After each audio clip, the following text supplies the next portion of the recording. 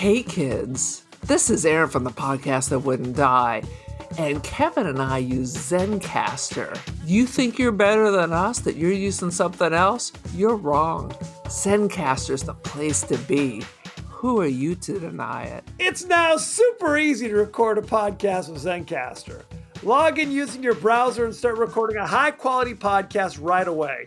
Record studio-quality sound and up to 4K video with your guests. Feel a sense of zen knowing Zencastr's multi-layered backups ensure you always have your recordings in the highest quality, even if the connection is unstable. If you thought about podcasting before and realized that you need a lot of different tools and services, those days are over. With Zencastr's all-in-one podcasting platform, you can create your podcast all in one place and distribute to Spotify, Apple, and other major destinations. Go to zencastr.com/pricing and use our code DIEHARD and you'll get 30% off your first month of any Zencastr paid plan. We want you to have the same experiences we do for all our podcasting and content needs. It's time for you to share your story. Only a fool will give up a chance for a 30% discount.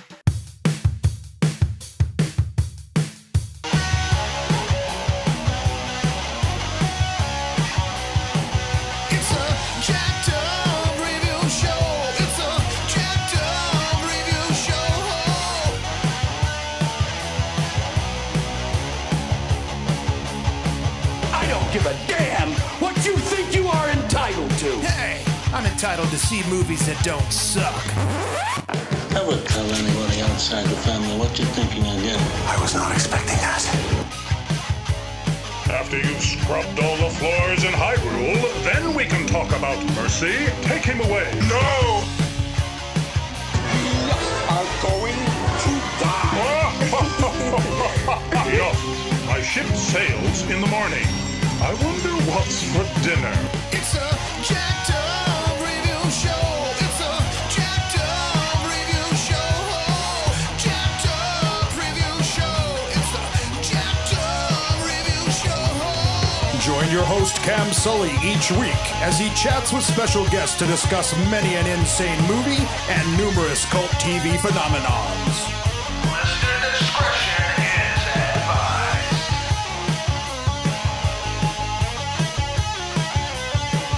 It's a jacked up review show. It's a jacked up review show.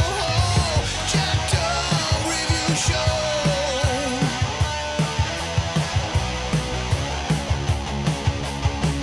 It's a jacked up review show. It's a jacked up review show. Jacked up review show.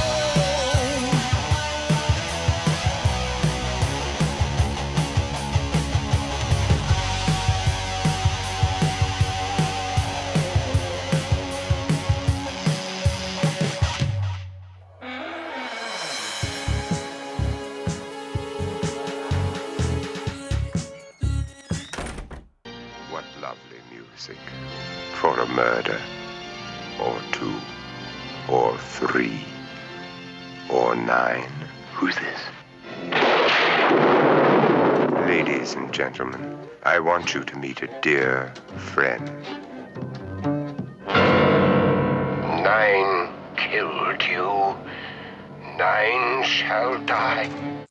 Welcome to the latest episode of the podcast that wouldn't die. I'm your host, Kevin. With me, as always, is Aaron. How do? This week, we're discussing the horror classic, The Abominable Dr. Phibes, starring Vincent Price, Joseph Cotton. Anybody And else? the chick from Sinbad. Who has no lines and is just a photograph or dead the entire movie. Yes, Caroline Munro, who in my mind had a huge role. But she is just a photograph and a corpse. The beauty is the two main characters in this have no lines. The three main characters have no lines whatsoever. Just Vincent Price laughing to himself in his weird mask. 100%. 100%. This movie is crazy. Anyway, each week on the podcast that wouldn't die, we discuss guilty pleasures and forgotten classics of the horror and sci-fi genres with a comedic twist. Aaron, what's the latest? What you doing? I just got back from Japan, and let me tell you, Let me frickin' tell you. Your arms are tired? And my arms are tired. The first night back, I stayed up at 2:00 in the morning. I was wide awake. I was texting my son. I'm like, why isn't William responding? I noticed it's 2 a.m. and I'm jacked up. So I took an Ambien and then slept till 2 in the afternoon. My son kept popping his head in at 1:00 in the afternoon. Are you making breakfast? Like, are you making breakfast? Yeah. Are you making breakfast? Then I went back to sleep for another hour. Last night, it was like 10:30. I'm like, I got to adjust my schedule. So it's 10:30.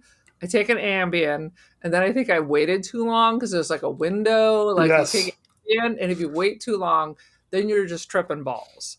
So I'm laying there trying with my eyes closed, and I'm not falling asleep, and I can feel the tripping going on. I'm like, no. I got to go to sleep. So I had weird up dreams. Yep. And still slept for 12 hours, which I have not done since my teenage years. That's not easy to do, frankly, when you reach a certain age. Dude, it is not easy. God bless Ambien. So I'm going to try to go to bed at 9:00 tonight, take an Ambien, and set an alarm, perhaps. Make yourself get up in the morning. I've got to make myself get up because I cannot live my life 12 hours. Because the problem with 12 hours, it feels great. You're rolling in bed, getting your cup of coffee at 1 in the afternoon, but you just aren't quite as alert as you might want to be. 100%. You're half a zombie. Boo-boo. But Japan was rock and roll. We went to some sacred place and went into a haunted cemetery. But again, just like when I was in Scotland at Greyfriars Cemetery, I felt nothing. I'm clearly not Carrie White because I'm not getting any kind of beyond the grave vibes or anything else. I thought you meant emotionally. I thought emotionally, I feel death means nothing to me now. It means nothing to me. No, Japanese ghosts are up. I mean, going to Japan is like going to Iceland or the northern countries where they believe in creepers and spirits and everything. Grudge. The Grudge, The Ring, all that shit. Nothing. I don't know what does that mean? That I'm just not attuned, or does that mean it's not a thing? What do you think the answer is, Aaron? Well, first of all, let's be clear. I do not want the Ring following me around. That's what I'm saying. Ghosts are up. They're terrifying. If they just want to pass by me and go right over to my roommate, who is a heavy believer, that's all right. She did hear clapping at night when we spent the night in this Buddhist temple. I'm like, that's all you. Why are you spending the night in a Buddhist temple? That was one of our thing. We went up to these sacred mountains outside. They're like 2.5 hours from Kyoto. So we get there and we're in a Buddhist temple. So we had to meditate. Then we ate what the monks ate. We spent the night. It was very, very cool. Oh, okay.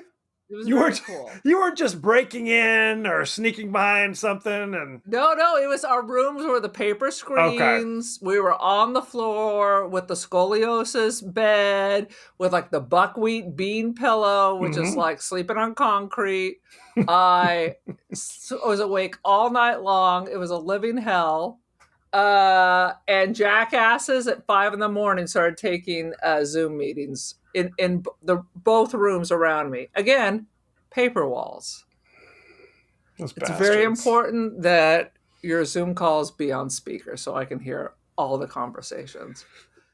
Did their jackassery... Bitch was gonna stab. Did you feel like a Dr. Phibes moment coming on? Where you're like, I have to get my revenge now on these Zoom people. I often think that. I was walking around muttering because I assumed it was somebody from a different group, but I kept wandering around. Who's this motherfucker? I realized it's my group. They're all on like student council, so they needed to be there for like board meetings, discuss finances. I was like, they're fucking quiet areas. So as soon as one's rocking and rolling, all of a sudden I hear another one logging in. I was like, it's 5 a.m. And we're in a Buddhist temple. For God's sake. We're in a Buddhist temple with rice paper walls. Walls, I tell you. Sweet Jesus. It was very awesome. I felt good. I felt very spiritual. I bought a ton of shit. I spent hundreds of dollars on strawberry Kit Kats.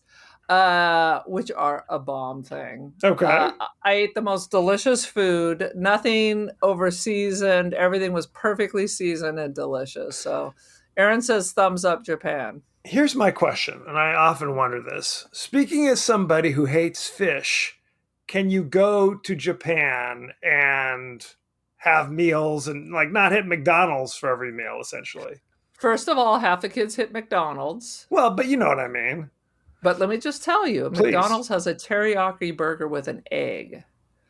I twice went to McDonald's to get the salted lychee milkshake. But I ate no fish because what do I want? I want noodles. So I had udon, I had ramen. So there are options. 100%. You don't have to have Kobe beef. There were places, kids were paying like 500 yen for Kobe beef, grilled right there in front of you. And that's like $5. Not bad. Okay, I'm going. Food, they made I went to one place and ordered this ramen. The broth was chicken and duck broth with light sesame. They cooked the noodles right in front of me. Beautiful presentation, a thin slice of roast beef, a thin slice of chicken on top. I mean, perfect. You don't have to add anything to it. Perfect. I'm in. Yeah, totally. I mean, if you like fish, for sure. My roommate kept going to the conveni, which is what they call the convenience markets, where we ate 90% of our meals, to buy the fried fish for breakfast. But you don't have to if you don't want to. Fair enough. I ate at least 700 egg salads, Japanese egg salads, and they were so fucking good. Delish. Yep. Soy delish. Okay, well, let's get our train back on the tracks. Give us your 30-second synopsis of the abominable. The abdominal about Dr. Phibes' belly. Pretty much, his Crohn's disease. Abominable Dr. Phibes, for good sakes. It's a number of a series that are all like revenge fantasies. Doesn't it seem like all Vincent Price movies are like revenge fantasies? House of Wax. Yeah. Theater of Blood. 100%. Which is what we need to do next. Because Theater of Blood is just like this, but even more over the top. House on Haunted Hill. Terrible. Yes. But that's funny, though. That used to be on Elvira all the time. Oh, yeah. So Dr. Phibes, wife was in a car accident. Surgeons could not save her. I'm angry. I need revenge. So I'm going to kill all the doctors.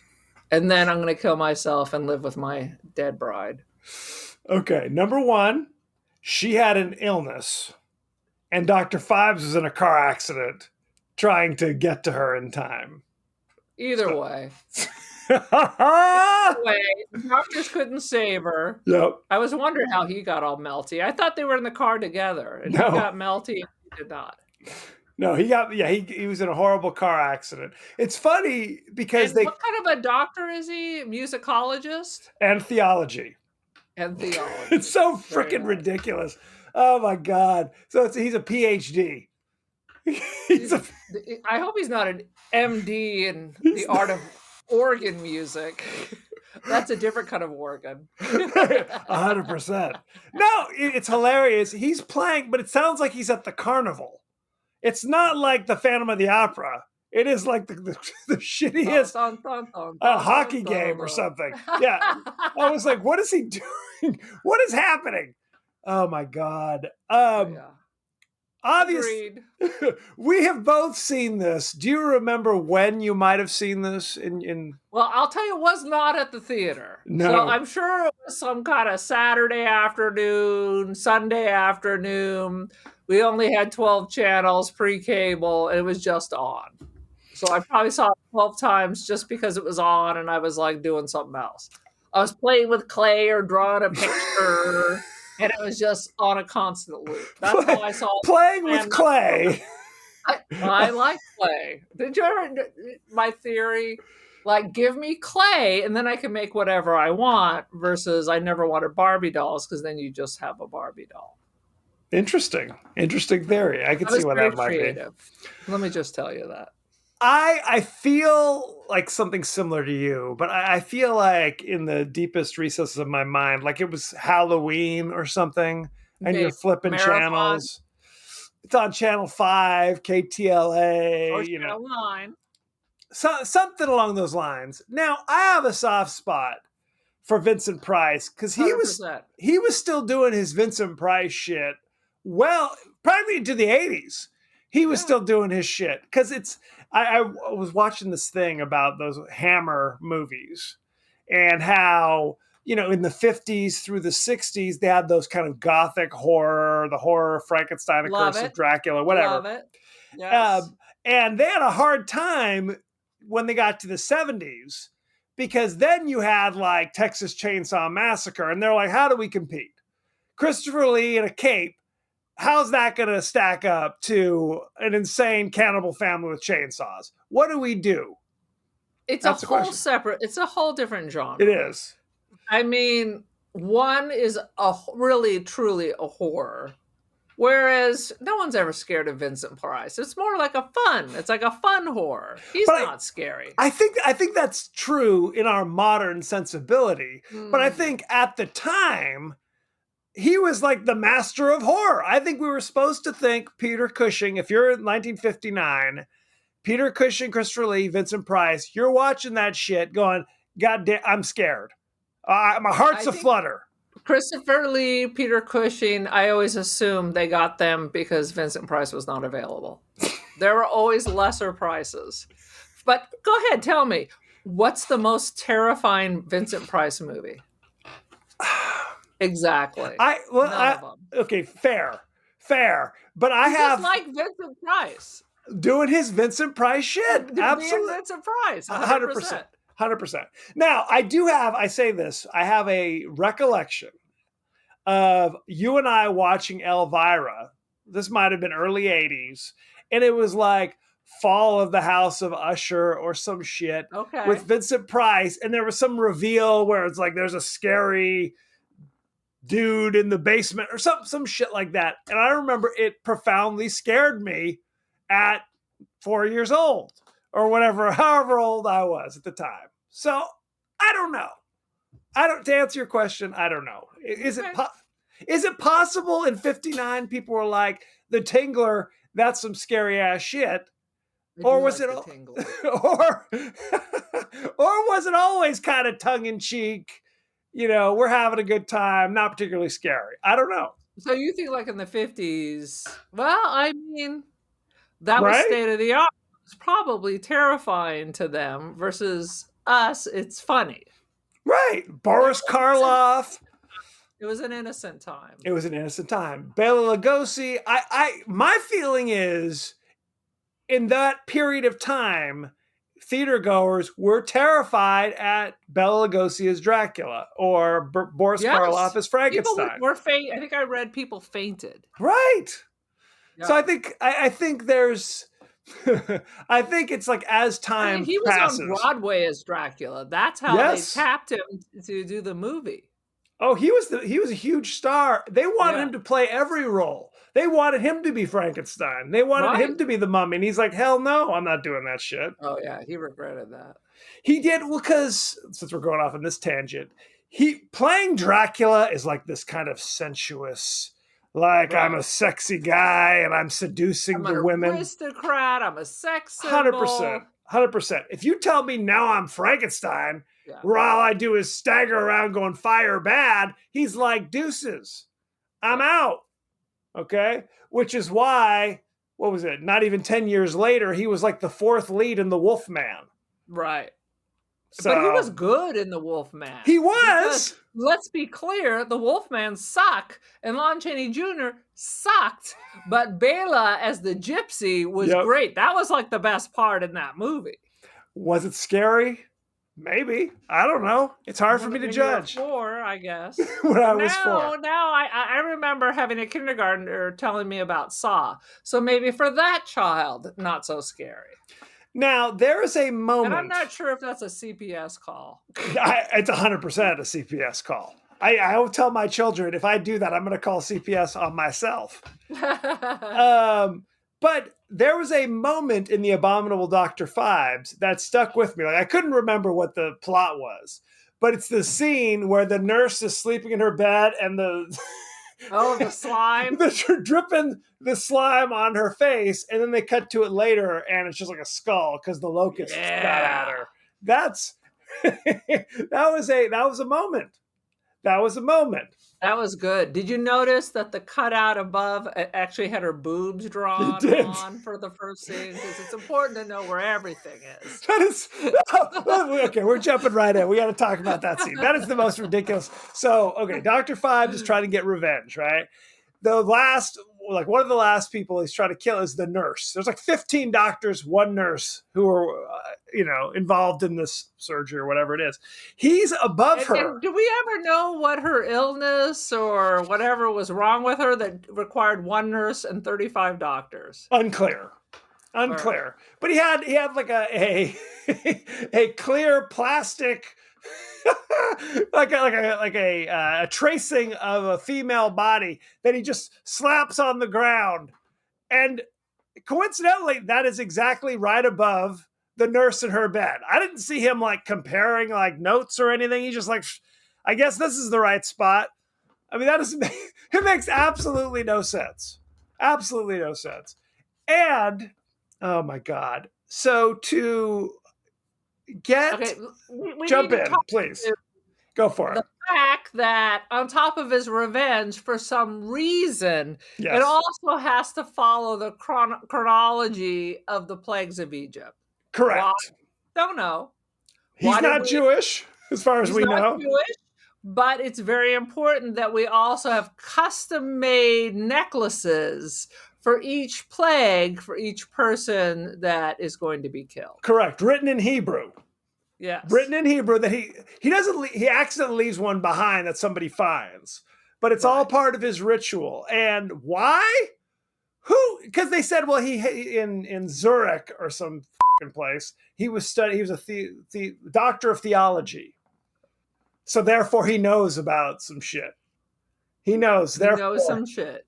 He knows some shit. He knows the Hebrew alphabet. 100%. So he's in his laboratory with his mute assistant, and we're going to talk about her because she makes absolutely no goddamn sense. He has a laboratory, and let's be clear, he's an organist and a theologian. Correct. So why he has a laboratory and why he has like wind-up puppets everywhere like it's Blade Runner, also unclear. Unclear. Organ help you with that? Unclear. None of this is clear. Hebrew. Well, and that's the thing. They're hammering the whole medical plot line. So when you hear Dr. Phibes, you assume he's an MD. He's a medical doctor.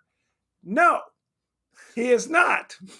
He just happened to get he finished his doctorate across various pipe organ playing, evidently. Sweet He's Jesus. a doctor of pipe organry. 100%. Theology. Very much so. So he's in his laboratory, and it appears to be he's got a big stew pot filled with Brussels sprouts. Stew.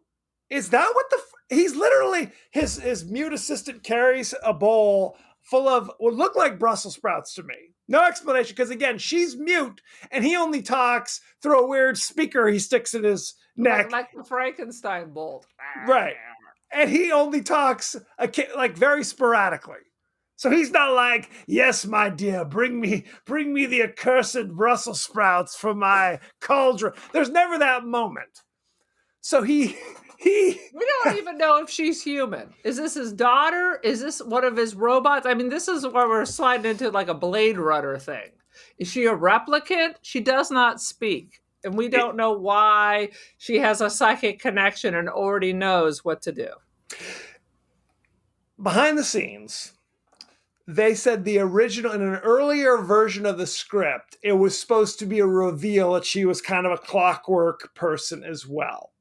They rejected that because, again, the clockwork people in his band that plays look very clockworky, right? That could be I mean, literally, it's what's his name's house in Blade Runner. Who's Yes. the guy from Newhart? Right. His name in the movie is like Sebastian or some J.S. Sebastian or J.S. something. Sebastian. He has a whole series because he worked at the company. So he had the Clockwork, this one's, but he also worked on the ones where you can't tell the difference. Correct. So she's his mute assistant. We're jumping all the goddamn way around. His mute assistant later is killed by acid. Screams, and she screams, so she's able to speak. She just chooses not to, 100%. So there's never a moment they're like, "Oh my God, she was Everyone Clockwork." bores her. She has nothing to say. it makes absolutely no sense. It's nonsense. So anyway, he makes his big Brussels sprout stew, which creates some kind of green slime liquid, which he digs a hole through the ceiling and like a plastic tube and dribbles that on the nurse's face, which you see her like flinching as the stuff's like pouring. Because it's in her eyes, it's going up her nose, it's covering her mouth. She realizes now, how am I going to breathe without breaking the scene? 100% her eye.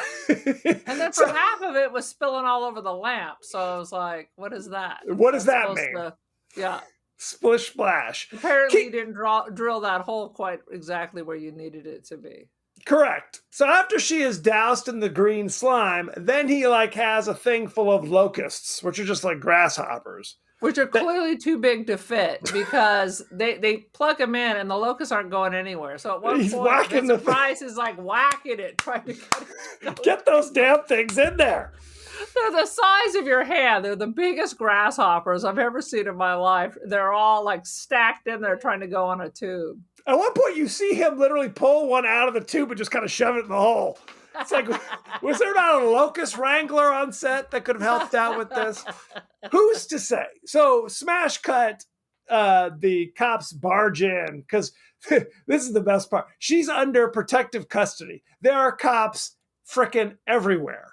And yet, the Abominable Dr. Phibes somehow makes it in there. He's not like supernatural. He's just some old dude with like burns on his face. Well, no one's looking for him, so he's just walking around. Yes. Honestly, there was nobody there but one cop. They could have given him a zap and gone in there and just shot that chick. But 100%. Very important when you're an arch villain that you follow your weird plan. Oh, God, this movie.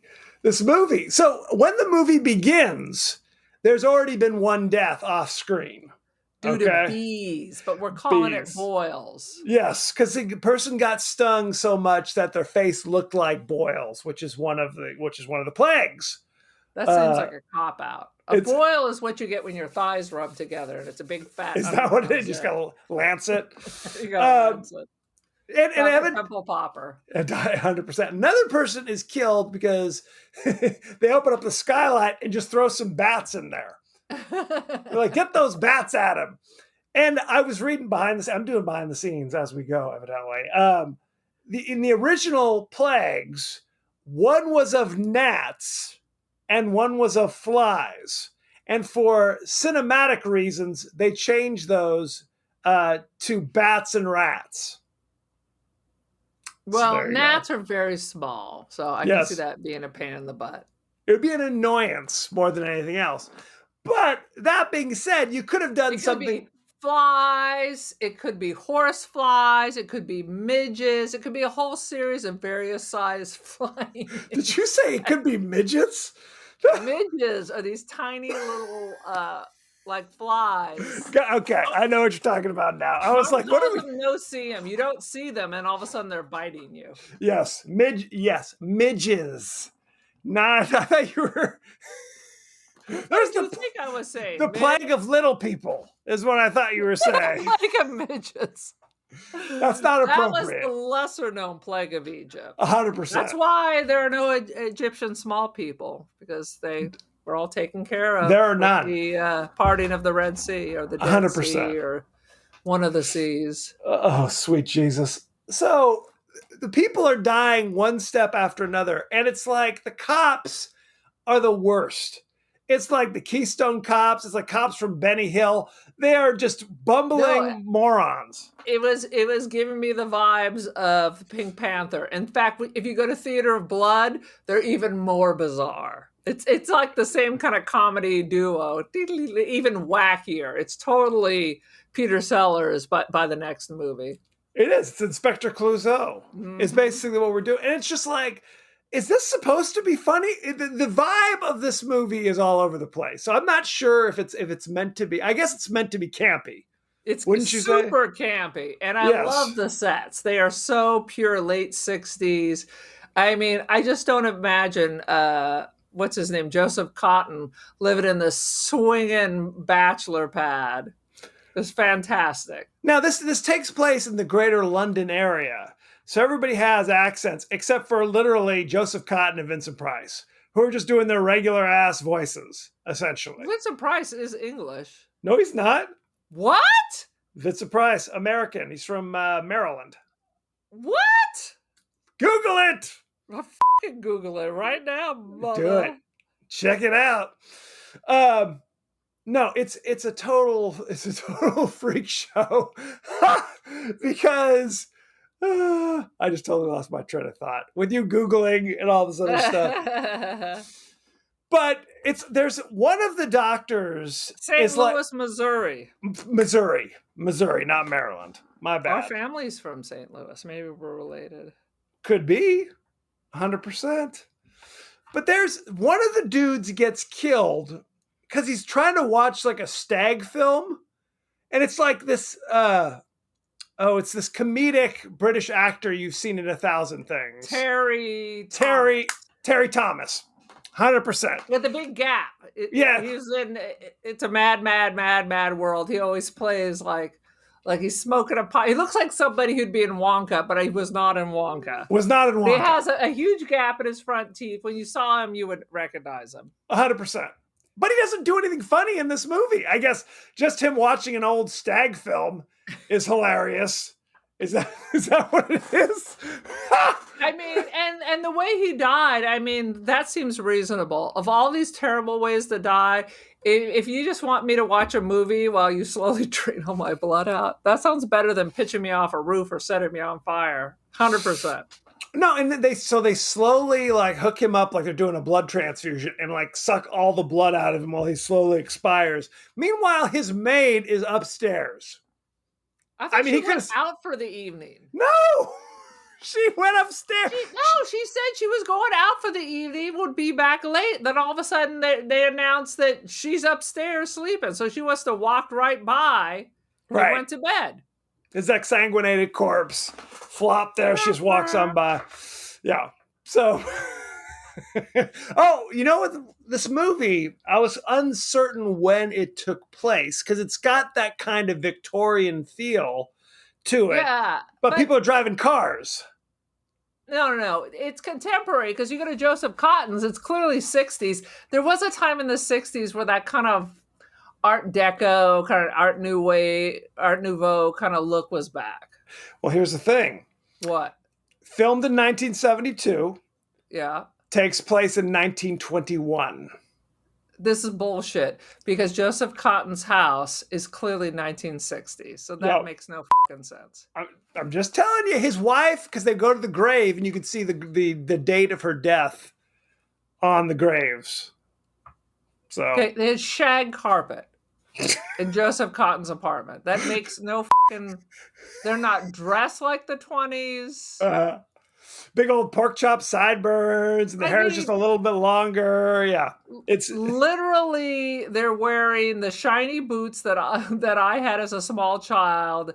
They are high as a kite. It's like Austin Powers. That's the look they were going for. 100%. I mean, they had Eames chairs. I mean, this is ridiculous. It was not the 1920s. But I'm telling you when it takes place. I looked it up. People are dum-dums.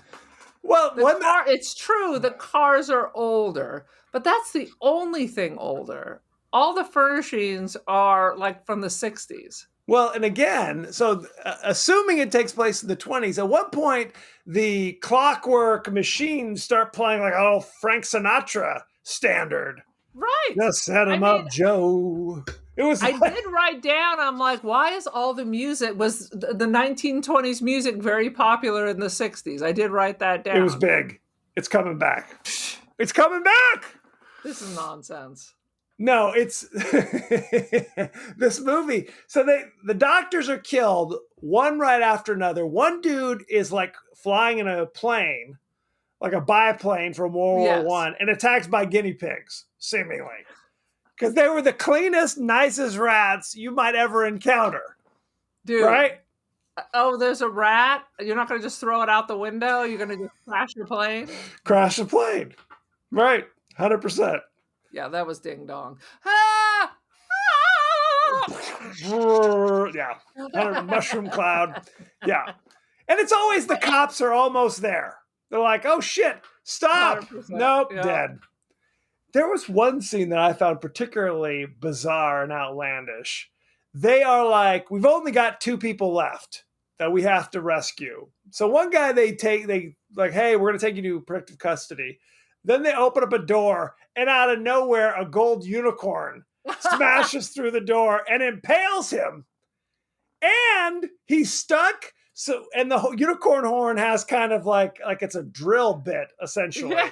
So they have to crank the dude. And they're like, you're going to go counterclockwise or something. I'm like, you're going to pick up this giant unicorn and spin it out my ass. You're just going to pull that thing straight out. And literally, I'm watching this going, what am I seeing? Because you only see his feet kind of extending out and kind of rotating. And I'm like, are they seriously unwinding him? They're unscrewing him from the unicorn. Yeah. It's nice that they did have a giant fucking unicorn, like life size. Just happens to be standing there ready to go. And I rewound it. And I'm like, did I miss something? Did I miss a point where they go like, oh, watch out for that giant golden unicorn that's in the doorway? It sometimes attacks. It sometimes attacks. In the next scene, they say, oh, well, Dr. Phibes set up a catapult across the street. No one noticed that? Wait. So this life-size unicorn was shot from across the street? Yes. And this is the plague of unicorns as foretold in the Old Testament? Yes. It's the King James version, though. So that's it. No, they say it's the plague of beasts.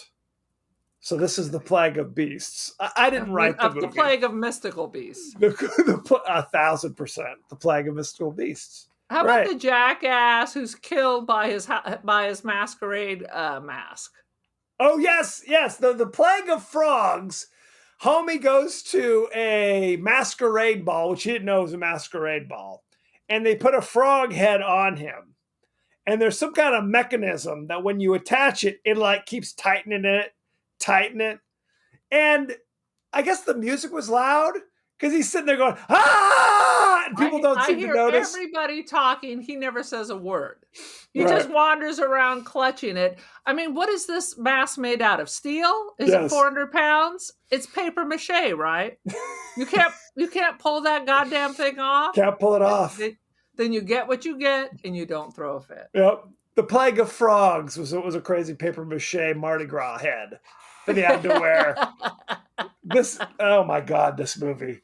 Until his head popped. And he looked like that Warner Brothers mascot who tap danced. You know what I'm talking about? Yes! Hello, my baby. Hello, my baby. Hello, my honey. Hello, 100%. My ragtime gal.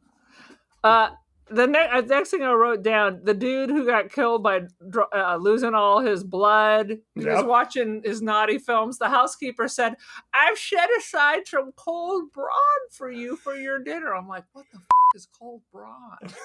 Head cheese. Is that what it is? Yeah, I looked it up. So she set aside some head cheese for him to nibble on while he's watching his porn. Oh my God. Oh my sweet Jesus. I'm over it. I'm not doing that. I'm not doing that.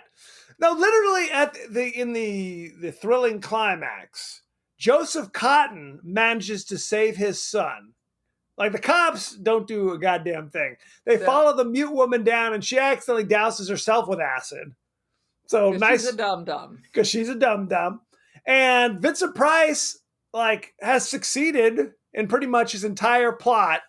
And then he goes down into the boudoir, whereas there's Caroline Monroe, perfectly preserved. He lays Dead down for next years, to her. looks perfectly fine, ready Looks for great. another Sinbad. Looks great. And he basically embalms himself, and the thing closes on him, and the cops go, "Where is he?" "Oh, well, another unsolved mystery." Unsolved mystery. Credits roll. Gone forever. What can we do? The stupidest thing. So, Joseph Cotton's plague was the death of the firstborn. Yes. So they've kidnapped his son, and they left him some schematics. They buried a key inside his body. And Which, how did they do that? Okay, we got to talk about this. This is kind of like Saw, where the guy's like, the key is inside the person's body. Did he swallow it? Or did you actually surgically, using your doctor skills, Dr. Phibes, might I add, to insert the key inside of him?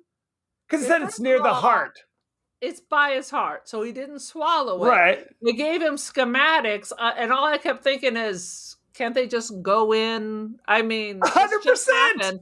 He's not like some Wolverine. He didn't reheal immediately. So just slide right in there, grab that key, and unlock it. What Pop the hell? fucking stitches.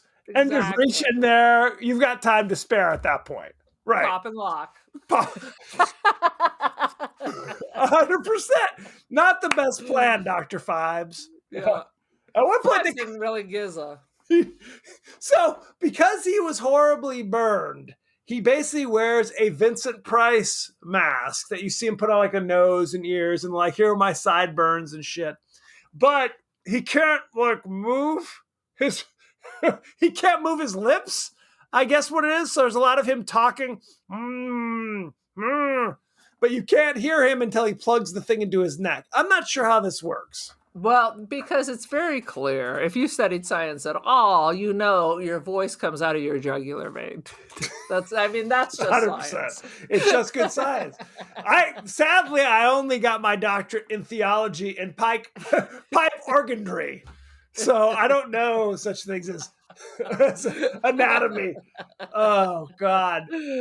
So he had, when he does talk to Joseph Cotton, he's got to carry around like a big old I don't even know what the hell this thing is, like a speaker box, like oh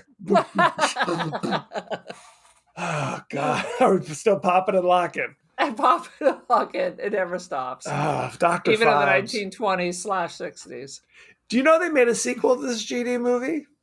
I'm not sure I saw it. I never saw it either. Dr. Phibes Rises Again. We'll have to put it on the list. I don't know if we're putting it on the list. All Phibes weekend. It's all Phibes. Oh, God. No, what's funny, and you and I both discovered this, if you want to watch the Abominable Dr. Phibes, the original classic, you basically have to go to YouTube. Yeah. And just watch it as it is, just somebody like ripped it and just tossed it up there. Whereas the sequel, the less heralded Phibes Rides Again or whatever the hell it's called, that's just streaming. That's just available. I don't know why. It doesn't make any goddamn sense. I ended up watching this on somebody's Bay Area creature feature program. They were trying to pull an Elvira. So just some rando.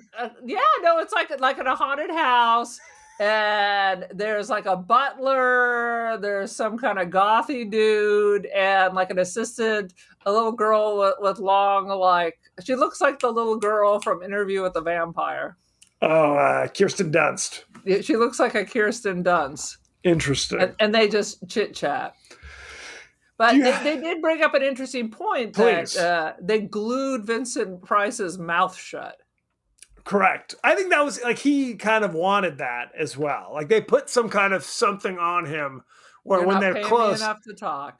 Basically, and I guess there was tension on set because Joseph Cotton was like, "What the hell, bro? I have all these lines I have to memorize." You know, you're towards the end of your career when you're like, "Why do I have so many lines?"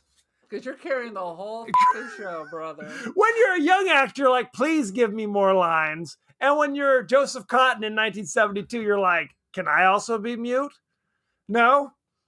Vincent. It is an interesting choice for Joseph Cotton, who, like in the 40s, could have been nominated for multiple Academy Awards. Of course. Was amazing. You know, he died in the Springs.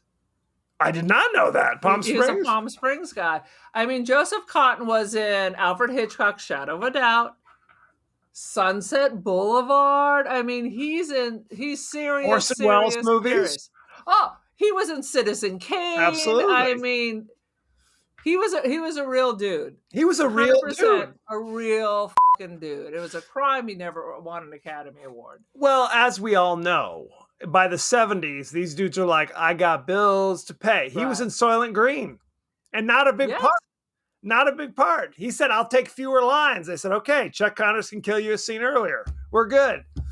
So, But there was a real thing. I remember watching Bugs Bunny cartoons with some of these, Bob Hope and all these guys. They couldn't get work. It was all like when you get to the 60s, it's this whole new breed, it's the war. In the 70s, those old famous dudes could not find work. well, and the studio system is starting to crumble. Right. So So there's it's- no guaranteed paycheck. Right. Well, And it's a different style of acting. different style of acting. It was less about, we just want like kind of movie star looking people, to Dustin Hoffman is now getting Right. cast. It's like, now if you're a good enough actor, we'll put you in even if you look like a little troll. Right. So no offense, Dustin, if you're listening. yeah. so- Yeah. Any last thoughts or feelings about Dr. Phibes? I don't know what someone would say if they watched this for the first time, but for me, Yes. it is just so campy and silly that if it's on, if I'm flipping the dial, I'll be like, Dr. Phibes! I'll You're just put in. it on. You're in. 100%. You're in. It's that thing, and we've talked about it before. There's definitely kind of an old school nostalgia. Yeah, You know that's what I mean? what it is. It is. And if you watch a Vincent Price movie, you're going to get a little camp. You're not going to be dealing with kind of upsetting themes. No. You know what I mean? It's none of that stuff. It's just old-fashioned kind of camp horror is what we're talking I will tell about. you, I think it's the House on Haunted Hill, the Vincent Price one. Is that the one with the trapdoor of acid? and Yes. The skeleton that walks around? That scared the shit out of me as a child. There's that moment where what's-her-name comes around the corner. You see like the witch woman is like there. That was scary. Yes. That was a scary moment. 100%. I know I just said Vincent Price is never scary, but I take that back because now I remember as a kid, but I was like, why do they have a pit of acid under the floor? That's terrible. That's what people do. They just used to have pits of acid just you to don't know watch when your that's going to step. come in handy. Be like a scout. Be prepared. Be prepared. But at this late date, we're dealing with campy, so it's kind of fun. And again, I'm going Right. to say Theater of Blood, which is even weirder and campier than this. It's even more over the top, so it's even funnier. Add it to the list. It's on the list, brother. Shall we go behind the scenes? Lay it on me. We talked about this. Joseph Cotton would grumble on the film set that he had to remember and deliver lines while Vincent Price's were all post-dubbed. Price responded, "Yes, but I still know them, Joe." That's by Vincent Price. I love it. I love it. In fact, Price was well known in Hollywood for his ability to memorize all the characters' lines in a given production, not just his own.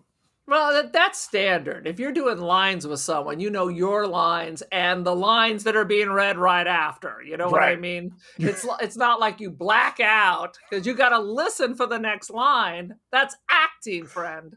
100%.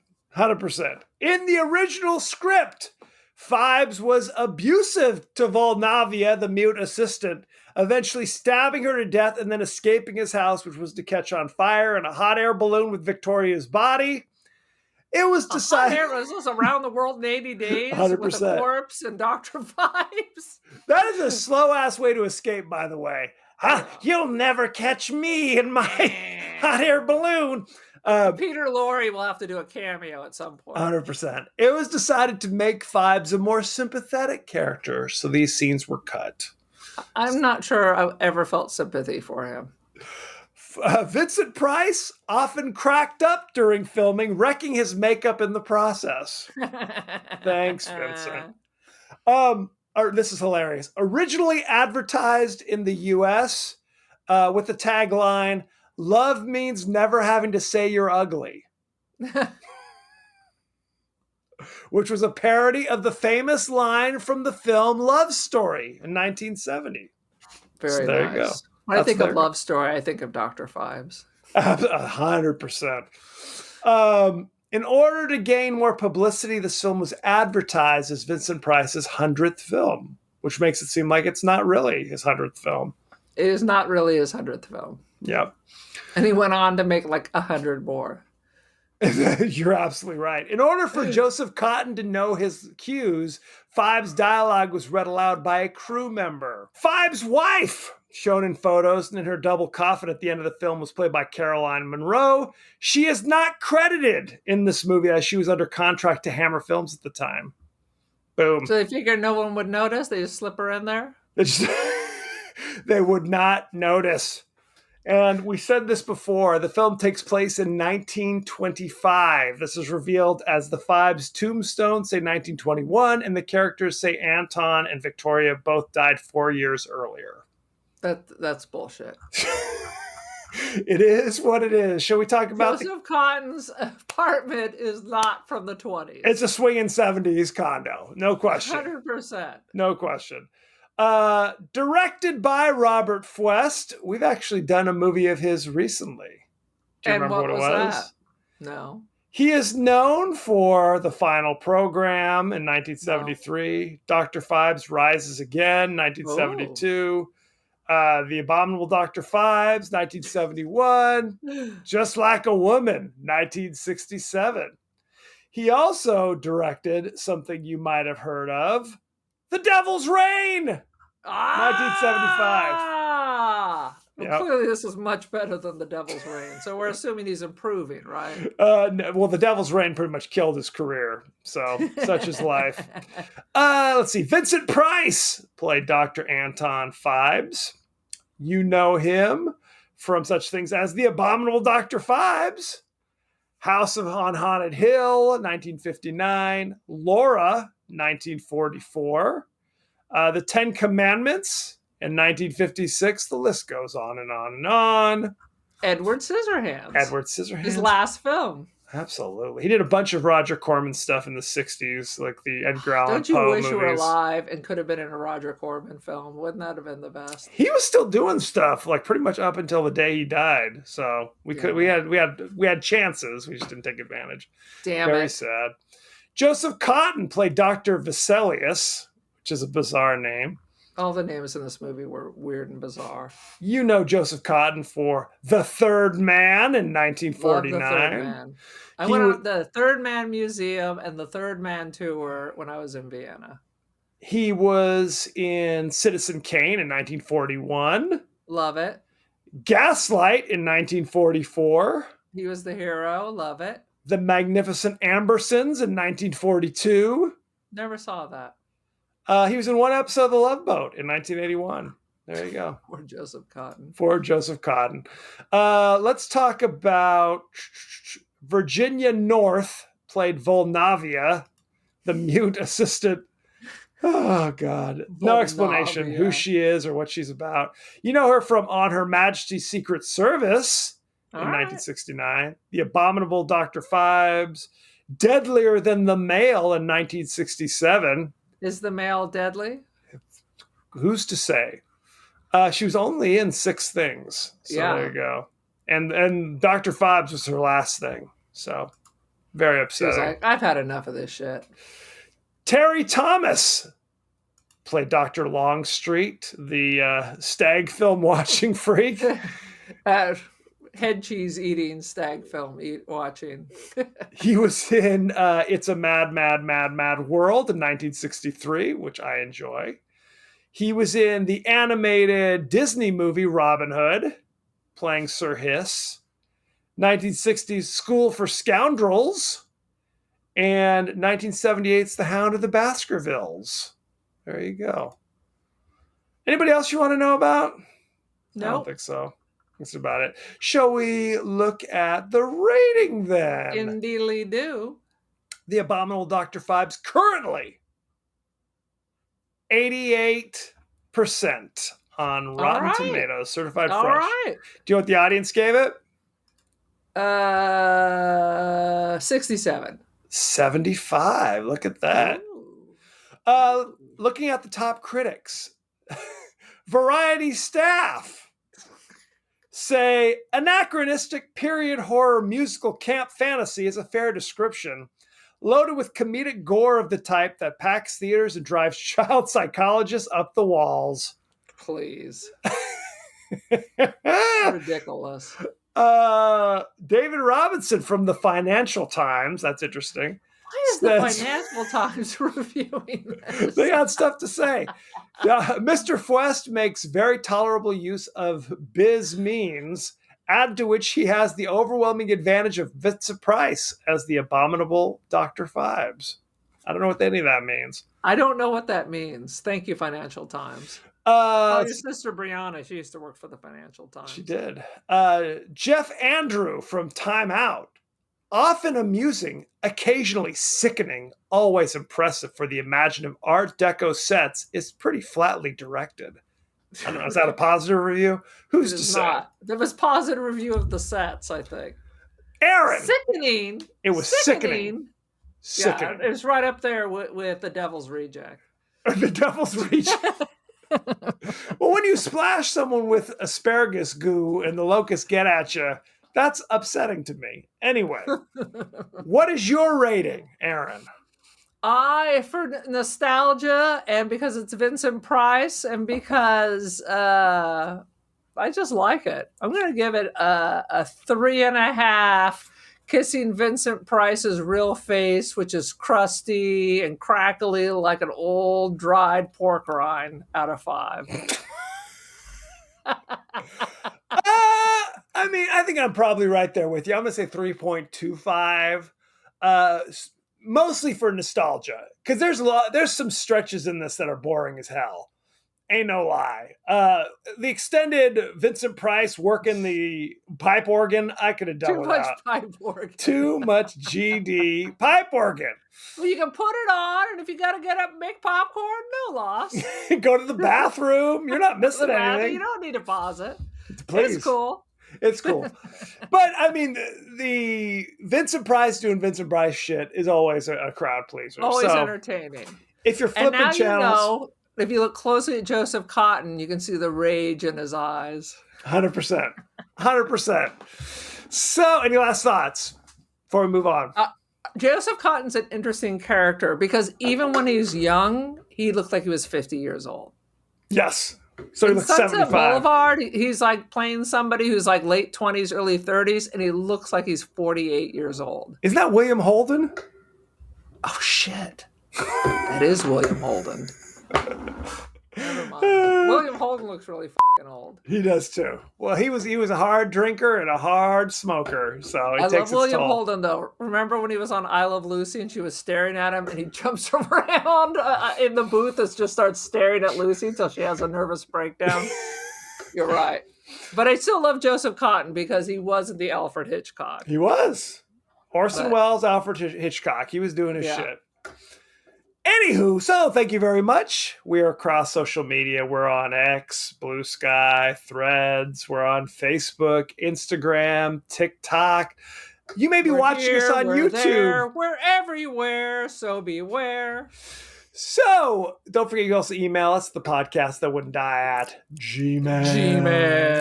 We're on Apple Podcasts, Spotify, anywhere the finer podcasts are available. So don't forget to like, share, rate, and review.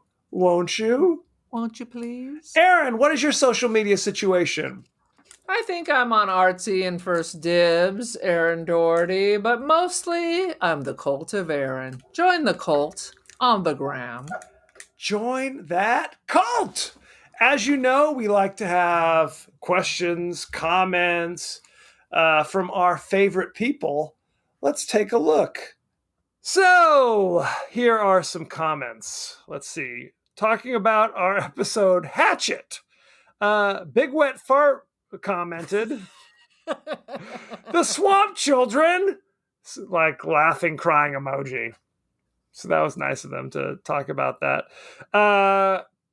Convict 3D157455 says the Hatchet movies are awesome. Okay, fair enough. And Are they really? there, Mark Rodriguez talking about Ghoulies says that's a good movie. So there you Is go. it? It's something.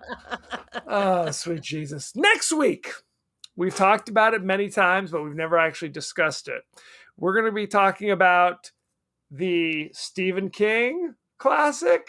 No, it's not. The Lawnmower Man. Starring Pierce Brosnan during his I gotta pay the bills period as well, and Jeff Fahey. If you want to watch The Lawnmower Man, although I don't know why you might feel so compelled, you can watch it on Fubo, Roku, Stars, Hoopla, Vudu with ads, and Tubi with ads, Pluto TV, Shout Factory, Freevee. Look at all this stuff. You have options. I've never heard of half this shit. What the hell is a Shout Factory? Shout Factory, Galooly. If you want to watch it on Galooly, you can do that. Jeff Galooly? So check that out. Send in any favorite scenes, favorite quotes, comments, and questions, and we may talk about it on the show. So thank you very much, and be well. Good day.